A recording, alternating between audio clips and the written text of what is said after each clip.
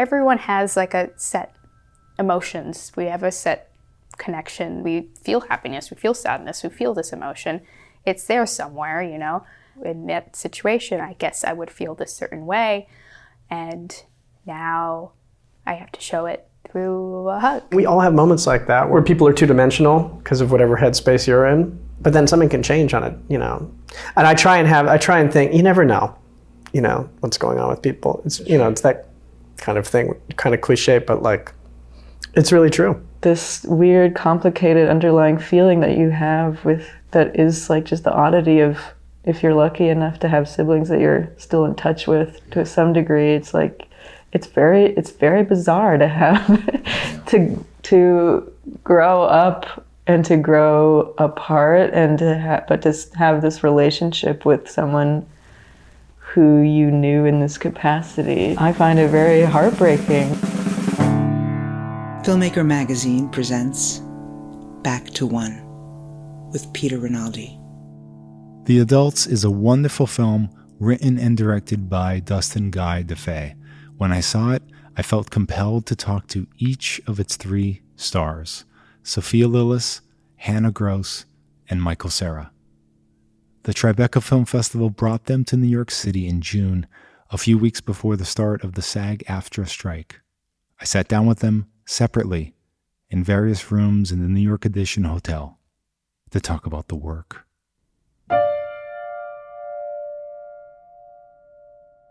Sophia Lillis. The thing that was so funny about acting is that it's basically trying to have you convince yourself you're a different person. Yeah. And sometimes it's not always that. It's always like, either way, either you convince yourself or not. And towards the end, the result is you have to convince the audience. And usually when people think, in order to convince the audience, you have to convince yourself you're this person. And people either go extremely method, you know, and other people don't. Other people, you know, use another practical way of like, at least if I do this one thing, it'll seem like I'm doing this thing, you know. That makes sense. Yeah, yeah. As for me, I feel like it's still changing.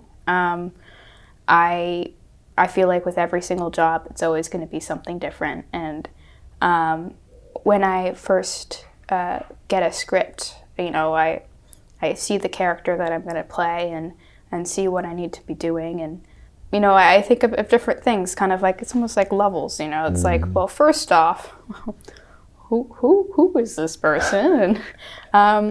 And what scenario, you know, what situation are they in, and what are their relationships with other people, and how can I relate to this in some ways? You know, it's a big relating thing, because that's the easiest you can to, you know, believing you're this thing is if you had that experience prior. And in order to make it believable, which, you know, it gets a little bit harder the more extreme the situation is and more out of touch it is. And so, for instance, as of this character, Maggie, it's something that I can actually relate to in a lot of ways, because I have siblings. You know, I have a twin brother, and I'm technically the youngest by a minute, but still. And although it's not quite the relationship I have with these people, there are moments where I can really take from my own experience and put it into the character. Hannah Gross. I think something that I'm like not learning, but just am accepting rather, is that I do have to have a somewhat strict relationship to my physicality before starting anything. If I don't feel, if I haven't moved my body in a long time, then I'll be in a really bad place to start anything. Yeah, it's very, I think, accepting the fact that I feel that tension and stress and anxiety and shit I exhibit like extremely physically. And so in order to work around that, I have to be, I have to like prepare prepare the body. The body is kind of your way in then. Totally. And do you take into account this person's body that you're playing? Do you know what I mean? Like how she carries herself? Do you need to start to do that, or do you need to do this thing to your own body to make yourself malleable to that before you take into consideration her body? Yeah, I think starting there. I think and it's still something I don't feel like as though I feel reluctant to speak to it because I don't feel as though it's become something that I have mastered or come close to. It's something that I'm like learning, but I don't feel as though like I can speak to it because I don't feel like I 100% exhibit it. But definitely, the body's the way in order to feel like, because that's where everything happens. I think I can't speak to it because I know that I still like get in the way of myself more often than not. And I went to acting school, to theater school, and I've talked about this with a lot of people, and it's such an individualistic enterprise, so the idea of developing a training method is useful for some and not for others. I think what I started in was kind of detrimental because it was a very cerebral approach. And when did you realize that this was detrimental? I think, I became disillusioned with everything in the second year of theater school. Actually, probably pretty immediately. Yeah. And then there was a bunch of like just kind of suffering, I guess, right? Through it. I loved school. I took a semester off school. I studied at NYU, and they have different training studios within the school. I don't know how many there are now, like 5. I took a semester of school and then wasn't sure what I was going to do, and then decided to keep going with theater, but transferred to the experimental theater wing, which was, that opened my world up to not just it was very important for me, and that's the, NYU being a colossal monstrosity that it is. It feels somewhat embarrassing that that's where I began, but through the experimental theater wing it made me understand it introduced me to a world of performance and art that I just had no exposure to before. Michael Cera. Because you're kind of just, at least I am kind of, called upon to do various kinds of work. Some things might be really kind of underdeveloped or very kind of like with a certain kind of frivolity. And then there's things that are kind of, deeper or have simmered in a different way, or a play, things that have really feel kind of lived in or sort of tried. And so I don't find like that a uniform approach really would be useful to me. And I think for me, I'm a very collaborative person, and quite a dependent kind of actor, dependent on the people I'm working with, the director, other actors. So I go in and kind of see what's coming from everybody else and what's cooking and what we're kind of cooking together. And then there's like your private work. But for a lot of my process, I think happens kind of without me knowing it, actually. Reading it and a lot of things developing in your mind. I do kind of find myself planning certain things out, certain moments. Like, I could do it this way. But it's sort of maybe a bit of a safety net. More than anything, like if all else fails, I can kind of try and aim for this thing this version of it that's in my head. But I don't want to get married to anything before showing up and not be open to what's happening and to what feels right in the moment and with the other people.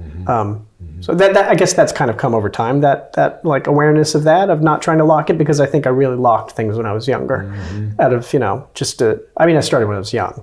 So when you're a kid, it's a big fear of failure and you just want to show up and do the job. You want to kind of like make sure you do, you justify why they hired you, why you got the part. You know, you like try really hard to get the part. You jump through hoops, and then you just feel like you have to kind of hit the mark that's been set.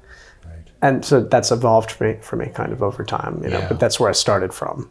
And do you think that it's important to not have things set before you see what other people are doing? There's some people that do talk about adding that in, sizing up what other people are doing, but they've done other stuff first. And maybe you're kind of making me think like maybe that kind of building a foundation before you see what other people are doing might be kind of counterproductive, right? I mean, you might want to see. It depends, I think. It depends really on what you're doing too, because maybe you have a character that is, in a way, like leading the energy of the room or of the scene or of the world or something, and you are kind of the energy that other people are orbiting, and you need to bring that in order for the other, you know, for everything else to exist or fall into its place. So it's kind of very case by case, you know.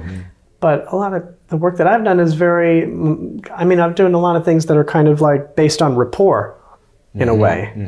And you kind of have to find that with other people. You can't go in with like, this is my side of the road. This is what I'm bringing to the rapport, and you better like fit what you're doing to what I'm doing. You know, it kind of doesn't work. You have to be alive to each other and see what's going on there. A lot of it also has to do with not just being as realistic as possible, but also who are you working with? As in, what does the director look for in his role in his movie? And for instance, if it's like a Wes Anderson thing, it's not going to be like the most realistic thing ever, because he's focused mostly on like a portrait, you know. It's more of like a where that person is looking, and try to make it as, you know, picturesque as possible. And as for Dungeons and Dragons, it's not supposed to be realistic. It's supposed to be you're playing with, it's more of like physical acting, character acting. It's not a better or worse thing. It's just, you know, that's in that situation, this is what you're given, and you have to kind of put the pieces together, and what are that person is looking for, and so what do I have to accentuate in this role? I've said a lot of things. This is what we want. We want things said. Are you pulling things from the way you have to work with some of these directors and actually learning from it and actually applying it to the way you work for another director? I do, yeah. It's funny. Sometimes I feel like I have a very short-term memory, because, you know, I always feel like I work on something and this person's a very specific way. And I'm like, oh, yes, this person works this way. I think I'm learning from that. I can understand how this person works. And I guess moving forward, if I ever have, you know, another director like that, then I'll know really, you know, how to collab with that. And then I do the next one, and it's a completely different director, and I have to like almost mold into a different thing. And it's almost, I wouldn't say a different type of acting, but it's like it's you're trying to fit yourself in a place, you know. You have to look as, you know, natural as possible in this, you know, in this world you're given, in the world that you're trying to create. So it's going to be completely different. They're going to focus on different things, and then I'm like, okay, so that's the right way. Yeah. Right? And then you go working with a different director, and it's and you're like kind of like forget a little bit, like, oh shoot, right, you know. I'm wondering if certain kind of maybe uncomfortable things you have to do, for instance, for Wes Anderson, I'm just assuming, like if you literally have to just be conscious of the way you're moving or looking, or the precision work, then you can actually surviving that. I'm making this up because I'm not, I'm sure it's not like this. But then you when you work for somebody like Dustin or something like that, that precision work that you were doing, I'm imagining, can actually help you in certain situations there, even though it's a different style, right? In a way, yeah. I mean, you're right. It's a different style. One main thing about directors, the way they differ from one another, is their objective, is the way they tell a story. They always focus on one thing more than the other. There's no better thing to focus on. It's just how they are. He is a more visual guy, Wes Anderson, so it's like he focuses mostly on the setting, the thing that they're saying in order to make a move it on to the next plot in order to show this one thing, this very symmetrical room, and having this person stand there and talk about this specific thing in order to, it's a very visual, artwork almost. And so it is completely different from Dustin's, because he focuses mostly on relationships. The set doesn't matter. This starts off in this hotel room that looks kind of bland because it was the hotel that we were staying in, and you, for the longest time, you see this room, and it's quiet. There's nothing going on. It's not Wes Anderson's symmetrical, brightly colored room, but the energy just starts right when Michael walks into the room. And that's when you get to see everything. He opens the curtains, he sits down, things start to have movement, and things start to work because of the character, because of his relationships with other people. That's what Dustin focuses on. So I guess I can say I can take a little bit from the Wes thing onto the next, but I don't, in that situation, I don't need to focus on that too much, because that's not what he wants, And it's also very interesting about Wes is that what I've noticed is that he does focus a lot on very exact things, but he also gives a lot to the actor, as in, which I actually didn't know going into it, because I've heard so many stories about him being like, sit there and say this one thing and say it the exact same way and then move on to the next. I'm like, I guess I have to, he has a very specific voice, But he actually wants the actor to have this character and to, despite what he says, to add a little bit of yourself into that, or add a little bit of his character into that. And which is very interesting, and I didn't know this going into it. And I think that in particular is what I'm going to take away and give to and use for other things. And just in case, I am in another situation where it's a very exact thing, to not forget to add myself a little bit into it. Yes, because that's what makes it's smart. Because that's what makes it that final ingredient of connection with us. We're not going to connect without that. I don't think, as an audience. Yeah. I really don't believe it. How did you get into Dustin's orbit? Do you know where he first saw you, or what? No, I don't. I don't really know how he knows me indirectly. So this was just like an audition? You had your audition, or? I was middle of doing the West thing, and I was in my hotel room, and because of COVID, I wasn't allowed to go anywhere, and so I spent a lot of time there. In that room. I have a small role, so I don't really work often. But because they didn't know when I was going to be, because there's so many people there, they don't know when they're going to do the scene. Jeez. That I stayed there the whole time. Not their fault. It's just because of the situation that we were in. And so it's funny. I was spending a lot of time waiting, and I got an email from Michael, actually, or Dustin? Oh, Michael, I think, saying hey, we were just thinking, wondering, this is a script, and, we were wondering if you would like to be a part of it. And this is Dustin's previous stuff, and I watched Person to Person, and it was really funny, because I've been saying this before, but it's just true. I've always wanted to do a movie in New York, and showing New York, because I grew up here, and I always feel like people always have this either very romanticized version of New York, or very gritty and dark and crime ridden, which is not really true. Each part of New York is very different. and I focus mostly on the people in New York because it's also so much history here, and so much has happened, and so many different people are here that, and what he focuses on mostly is relationships and connections between different people. So in Person to Person, you see so many different people living so many different lives, and so seeing that, it was something that I've always wanted to see.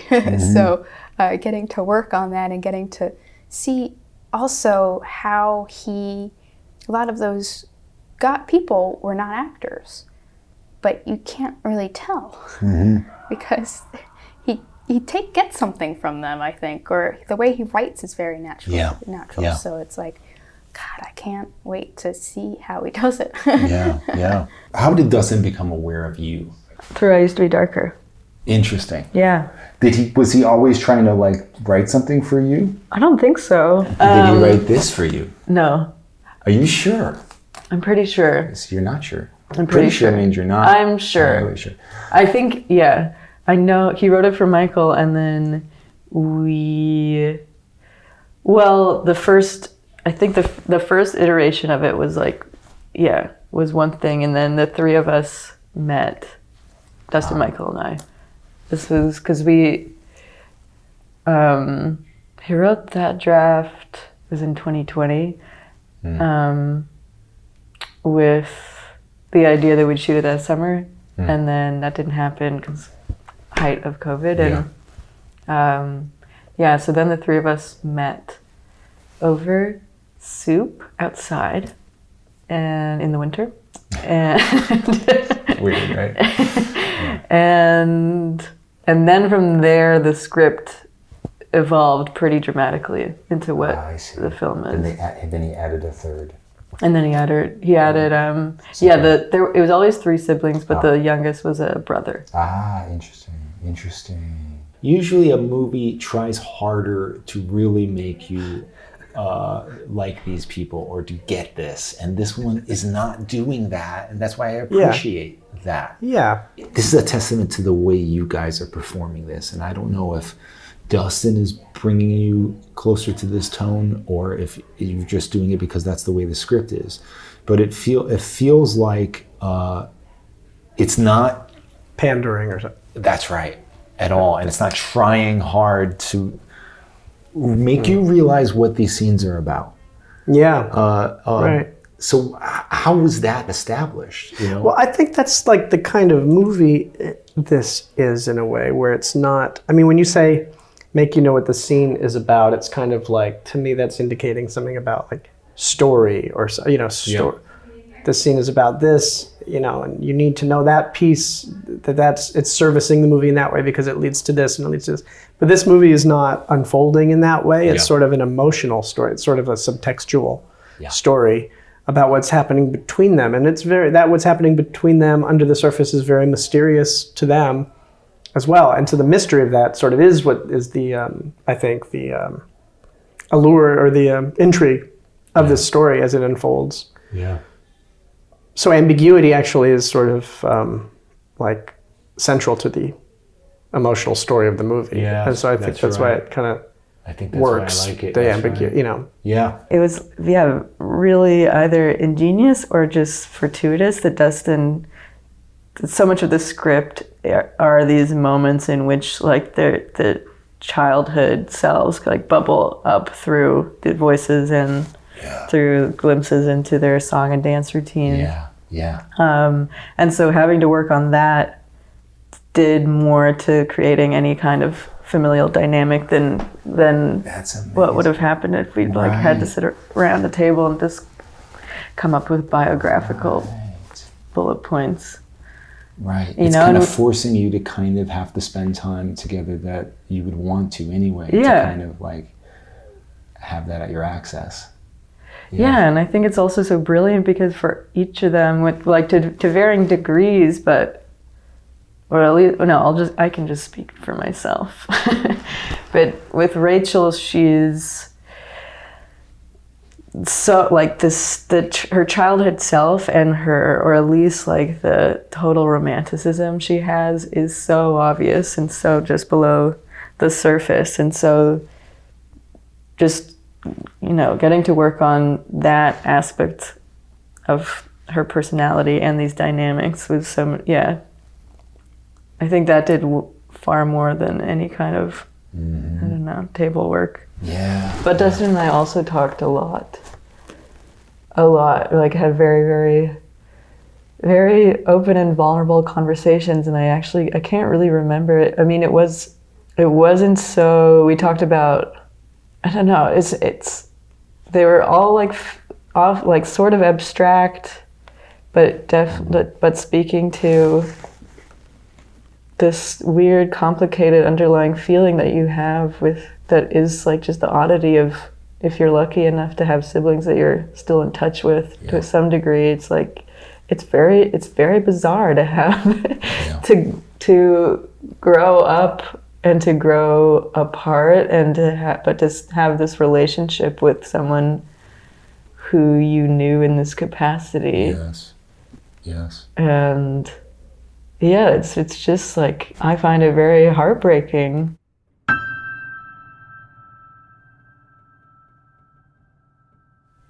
You have successfully done what I think is almost impossible for funny people to do, which is you presented a character who isn't funny and didn't do it with a wink to us. Right. He's not funny. No. But usually when people who are funny play characters who aren't funny, they're winking at us, and that's funny. Right.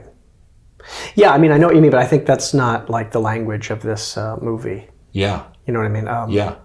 But even in those little scenes, you could have done that very easily, because it's kind of vulnerable to show, even in a character, that they aren't funny. Yeah. Without that being funny, how unfunny somebody is. Right. I guess it's very sad to me, really. It's I found it to be tragic, those scenes, and maybe that's why there's no wink in it, because I don't. Yeah, there you go. I mean, I'm not personally laughing at him or at his plight. I find it to be pretty fucking heartbreaking. Yeah. And I think if it is funny, if it comes off as funny, or I don't know if it does even, but yeah, I mean, it's painful, actually. Yes. It's painful. Sometimes the painfully unfunny things elicit laughter. Yeah. But this, I don't think would. I'm curious to see. I've seen it with an audience. Yeah. The more painful moments really don't get a laugh. And it feels like we all want to die. That's a huge success. I think you're right. I mean, there's this one moment where, it's a fucking painful moment in the movie. For me, maybe the most painful moment. At the bowling alley when the girls are having a really easy way of joking with each other. And Eric kind of like gets in a way that like feels like competition or something. Or I don't know, just feels like he needs to have a place in the fun. Yeah. Needs to. There's like a compulsiveness to it that makes it just impossible for anyone to enjoy it. Yeah. And it's not funny what he's saying. And it almost feels like he's taking a gun and shooting himself in the foot on purpose. Yeah. So there's also something violent about it. It's like destroying the fun, destroying the air, and it's very upsetting. And it landed in a very upsetting way in Berlin with the audience. The whole audience was really upset, and so was I watching it. It hurts. That moment's really painful. Yeah. See, we're laughing about it here, though. Yeah, I mean, I find that funny as a concept to have a moment like that in a movie, but. And it is, but it really hurts to watch it. Maybe because you can remember times in life where things felt that way, and it's just not fun. Right. How did this character develop? Were you always in the process with Dustin with this character? It seems like you've been involved with him for a while with this. Yeah, right? Well, I've been involved as a friend reading it and watching him develop it. I mean, I really can't take any credit for how the character or the script developed. It's all Dustin. I mean. it was just a pleasure to read it, and very exciting. Yeah. Exciting to think of getting to play the scenes as he was writing them. And I mean, he's a really, really fantastic writer. But I didn't develop we talked about the... He was writing it for you, though. That's what I someone think else so, yeah. I told mean, me. he showed it to me very early, and when we talked about it a lot and talked about the movie, and it went through these big, big changes and reconstructive surgery and stuff. And yeah, I think I think he showed it to, many close friends and got feedback and was changing it as he went. When you have something that long that you get to think about as an actor, how does that benefit you? I think there's a big benefit, especially to just knowing Dustin as an artist, knowing the tone that I think, having worked with him and knowing kind of what he's like striving for with this, and like the language of the movie. I think yeah. I mean, it's just it's beneficial as an actor to have your head around what language you're working within. Sometimes it's not clear and you have to guess. Mm-hmm. But with Dustin, I felt pretty clear about what we were trying to do. Mm-hmm. When you realize that you have to your character loves your character's brother, played by Michael Cera, what do you have to do to make that solidified for you? Do you know what I mean? Like the initial thing where you run up to him, we can feel that there, I guess this is what they call acting, but what do you have to spend time with Michael Cera? Do you have to talk about the backstory? Do you have to go through different things of what these people actually went through as siblings? Yeah, it really depends. Like, I sometimes I think, like, what happens if, hypothetically, I mean, this isn't the case. What if, like, I didn't like Michael Cera? Yeah. Yeah. Like, what would the situation be? Yeah. And I think the thing is that one, I've been super lucky with this one because you've definitely met Michael, and he's just the sweetest man. Like, he's like, it's so down to earth, and like you could talk to him, and so Hannah too. It's just so easy to talk to, and so the rapport came easily. Yeah. But with those things, it's kind of like it's you use what you're given. Yeah. So because I've had the rehearsal, I used that, and because we got to get to know each other, I got to use that. And if that wasn't the case, then I'd have to pull out what I tried to imagine myself in her situation and try to think of, like, have I ever had that relationship before with someone? Like, haven't seen someone for a while, want this to go well, finally they're here, you want to be happy, you see them for the first time. What would that be like? I think everyone has like a set emotions. We have a set connection with, we feel happiness, we feel sadness, we feel this emotion. It's there somewhere, So kind of mixing it up together, you know, like in that situation, I guess I would feel this certain way. And now I have to show it through a hug. Yeah. So here we go. Yeah. Hope this goes through. That kind of thing. For some reason, I care about you, your character. Yeah. And there's no reason for me to. Right. So what do you account that for? I don't know. I think maybe that comes from what's like slowly outlined or fleshed out, like in the movie, between the siblings. Yeah, maybe, yeah. Because there's a lot that's withheld, Yeah. You don't know a lot, but you infer a lot, and I think that's a way to care about people, because, like, I don't know if it's ever happened to you, but I've met people that you just meet for one moment in your life or something, in passing on a train or whatever. Like, you don't have to really, and if you just find out one thing about a person, one detail, one sort of thing, it can shift the way you see them so radically. That's right. In a moment, and in a way that is emotional because you see how wrong you were too. Yeah. I find that experience to be very emotional and humbling. And I think that, that sort of happens as you get little like points on the graph, slowly, little bits of clues of information with these people, because maybe you first just see them as one thing, you know, and you slowly come to care about them. Do you ever watch Couples Therapy, that show? Now, what is this? They've done 4 seasons, and the structure of each season is that there's 4 couples that it cycles through them, and over the course of like 10 episodes, you see their therapy journey. And is it a reality show? Or it's is it real. People? Oh, and it's incredibly educational, not just as a relationship, like, you know, therapy, but just as the way she works with them as individuals too.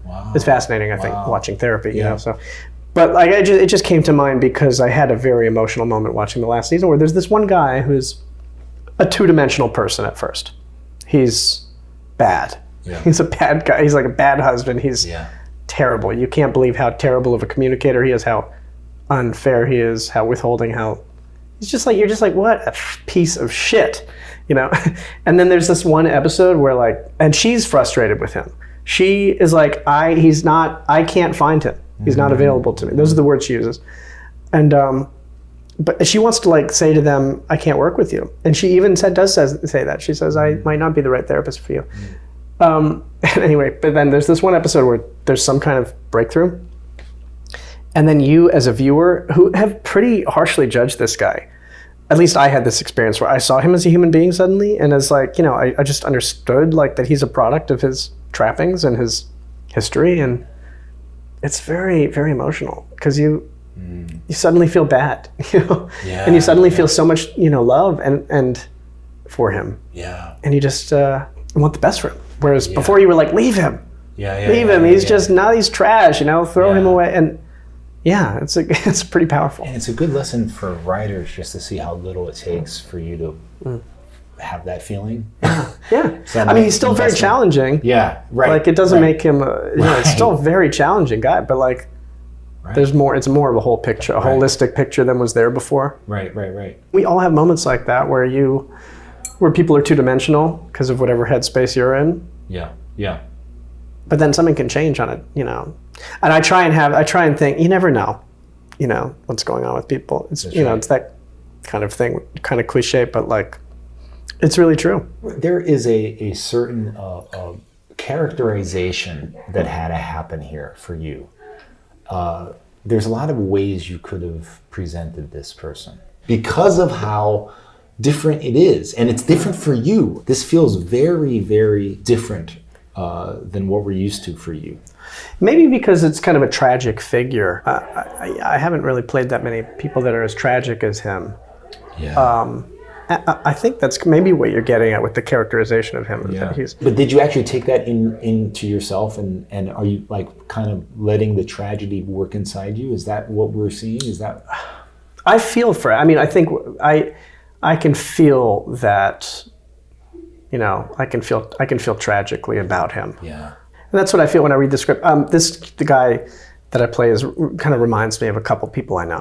You know, and have certain feelings towards and stuff, and that has to happen. And I wonder about them in my heart. You know, sometimes you think about them in your heart, and your heart extends toward those people, and even if you don't understand, and you know, especially actually if you don't understand them, and if you don't quite understand their life and the way they lead their life and the trajectory of their life and the thing that drives them. So there's like, he's a bit of a composite for me of a couple people that was like a way in for me to, you know, to accessing the sympathy I have for him. And that was very alive in the script, you know, it is tragic and he comes across that way. But in a way that I feel for him. I don't think I would want to hang out with him, but but my heart can go out to him. You know. You found yourself in a I would play ball. I would crush him in poker. I would be fun to beat him. I love people who get frustrated.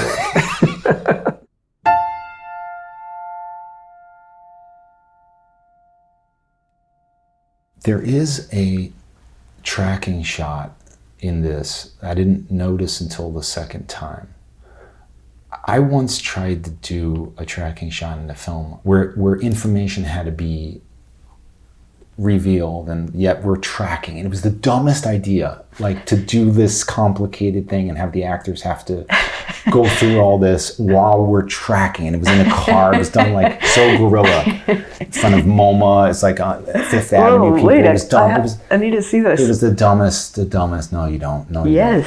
don't. But I thought of it when I saw this because it's so complicated, the scene, what you're doing. And you're so calm, and it feels so real. Wait, what and are you I'm talking about? So you don't even know what this is. Maybe this was AI. Did you guys? You saw the poster. It was those people, wasn't it? Those people did it, not you. Why are you even here? No. They I just went in one day. They were like, "We're gonna scan you," and I was like, "That's it." And then you got a check in the mail. Yeah. Then this movie came out. Wild ride. It's like Micro budget. It's around the park. It's around the fence. Oh, in the zoo. I mean, it's like 4 minutes long. Yeah. And you go through a lot of things. Like, I guess by you not even knowing what I'm talking about, it must have been just the apparatus must have not felt like you have to pace this in a certain way. Otherwise, we're going to get out of focus and all this stuff. Yeah, no, right? I think Tim That's amazing. that entire scene on his shoulders. And what was that? Was that like a Steadicam or was that it Yeah. was just a Steadicam? Yeah. This is an advancement.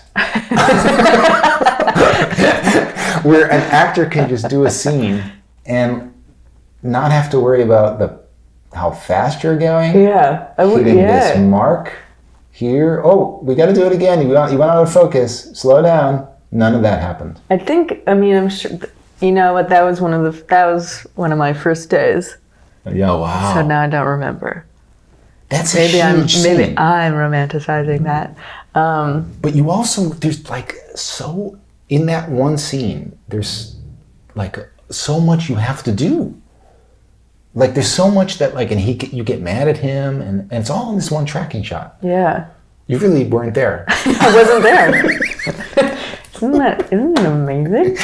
We did have that was a day where we shot at that zoo and we had a couple things to do there, but that whole piece of the day that we'd put aside like a proper amount of time for that. It was one shot, but we gave it enough time to do it enough times. That's nice. And try and get it. And it's a lot of pressure on a shot like that. Yeah. I mean, but you know, it's fun too. It's a fun challenge for actors. So Dustin must have been calm, right? I mean, like the way when I interviewed him about his person to person, he was talking about how that was a difficult shoot because of time. Yeah, I know. Yeah. It seemed like there was more time on this.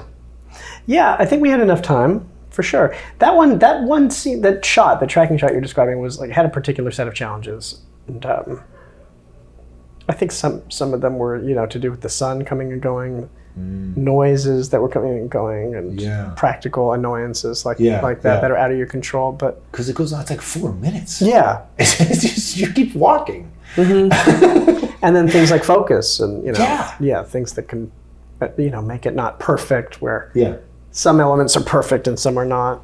It's a big gamble in that way, right? And the beautiful thing is that somebody like me can watch that the first time and not even notice. Yeah, well, that's hopefully how it should be. Yeah, I mean that's what's a great benefit of doing those long, unbroken takes. Hopefully, is not that you're thinking of the like gimmick of it or the high wire act or whatever. You're drawn into it. How long did you guys have to work on these songs and these dances? Well, yeah, Dustin, the lyrics were in the script. Michael was the one to put them to music. And the song that he and I sing to Maggie, Michael did early on, and he and I practiced. He very patiently taught me how to sing the song. And then the dance is one of the choreographies, like the one outside, that Michael and Sophia do. That was choreographed by a friend of mine, Justin's, Tally Medell. You know Tally? Yeah, of course. Yeah. And then... Now I want to see it again. Come tonight. Yeah, I might. It should. Oh, Yeah. that makes me happy. Yeah, and then Sophia, and then the last, well, I can't remember. Oh, because the song hadn't been chosen for the party scene. And so that felt like a summer camp activity where the song was chosen, and then Sophia and I had to create the choreography for it, which we like using this Fishkill Hotel conference room as our dance studio. In a lesser film, these dance sequences would have been a lot less charming, a lot more goofy, and not real as items in these people's pasts. And do you know what I'm talking about? Like, why does that work? I think it works because the choreography was hoisted on to Sophia and I instead of being meticulously mapped out by a professional. Yeah, that's it. Other than Tally. Right. But also Tally is she's a child. But she's she's a clown and she's a genius clown. Yeah. And she is super intuitive and understood exactly what we were doing. No, I think it's just it just comes down to just like finding me at my ceiling of choreographical capabilities is that of an 8-year-old child. Yeah. So it works. It's not supposed to be like this elaborate thing. Yeah. It's not supposed to be good. You know, it's not supposed to be the best ever. It can mess up. It can be, it's something, we haven't done these for a while too. So there's like that extra element, and we're also sort of adults. How is that gonna work out, and there's so many layers to that, and I think the reason why it works so well is we kind of rehearsed them and we didn't have a set thing. We kind of learned like either a week before or like in between, they're all kind of not that, like, we didn't rehearse months in advance, and a lot of it we made ourselves. So we had that element of we are working together to make this, the final dance was something that Hannah and I put together like a few days before actually shooting that, and that was just us hanging out during the weekend, and it feels that way because we kind of recreated it almost as what we would do as a kid. Yeah. And this is what it is, and we're not choreographers. We don't have that under our belts, so it's going to feel kind of rudimentary. It's going to feel kind of clunky because it is, but that's what makes it what that's why we liked it, and that's why we had fun with it, and I think that's why it worked so well. Yeah. One of them seemed like it was from the band of Outsiders. Did Dustin, was that Dustin's idea to mimic it after that? Yeah, no, it's funny that it's one of my favorite movies, and I've always wanted to learn that dance. And I think he thought about that as well. And we were together, and we were like, we were thinking of something, maybe adding another, element from a movie or something. And I was like, oh, what about Band of Outsiders? And he was like, actually, I was thinking the same thing. Nice. And so we had found like a band apart, like the, like almost like, I don't know how, but we found an introductory course on like the exact steps. Whoa. And we worked through it together, and it was great. And the songs, were scripted, like Dustin had written lyrics, but it was really unclear, like, how are we going to sing these? Is there going to be a tune? Yeah. Should we figure it out? Can someone write them? Yeah. And it just kept getting closer and closer, and so I eventually like recorded a demo for a melody that we could all learn as a way to sing them with those lyrics. Yeah. And you taught the other two? Yeah, I made a recording. Yeah. And that we could all listen to and try and get, memorized. It's shocking to me, like, this is really important, like, because it could have been presented in a way where it feels like it's just made up, and it doesn't. So, like, you're lucky. You know, Yeah. like you're lucky you guys waited so long and it still feels baked in and Yeah. it has a past to it.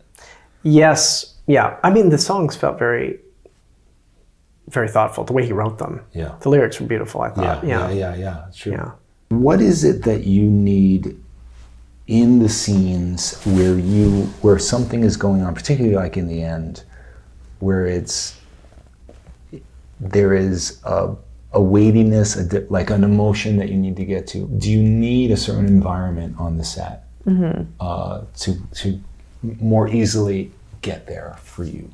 Definitely. Was Dustin intuitive about that? I think he and I found, just by way of like having these kind of, I think for both of us, but certainly for me, these surprising conversations before we started shooting and during too, of without intentionally, and I think that's why it worked, it's just finding the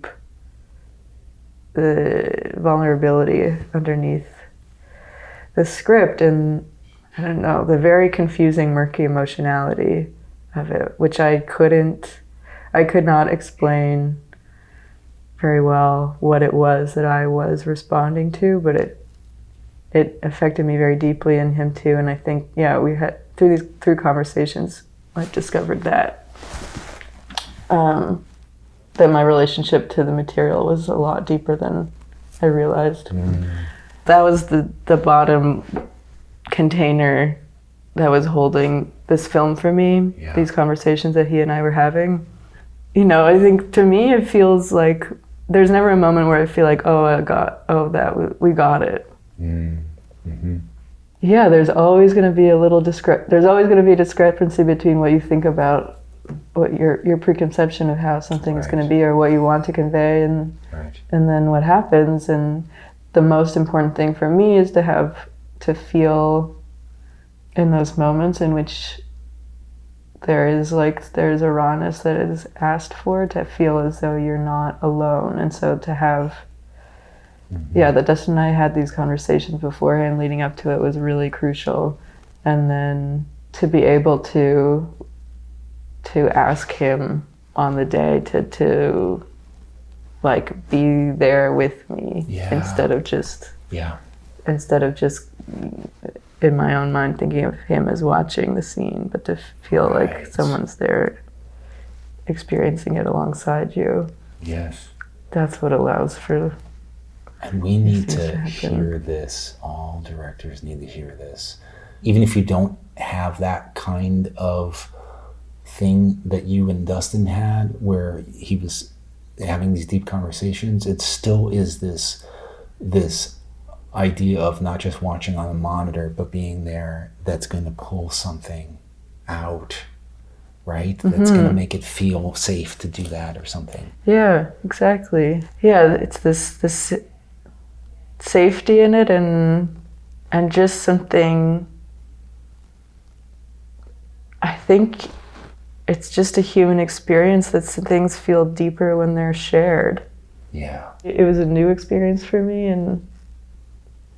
and it solidified that very the infantile aspect of being an actor, where you just don't want to feel alone. Thank you to Sophia Lillis, Hannah Gross, and Michael Cera. The Adults opens in select cities across the U.S. on August 18th. Back to One is a production of Filmmaker Magazine, which is a publication of The Gotham, formerly IFP. Listen to back episodes of this podcast at filmmakermagazine.com or wherever you get your podcasts.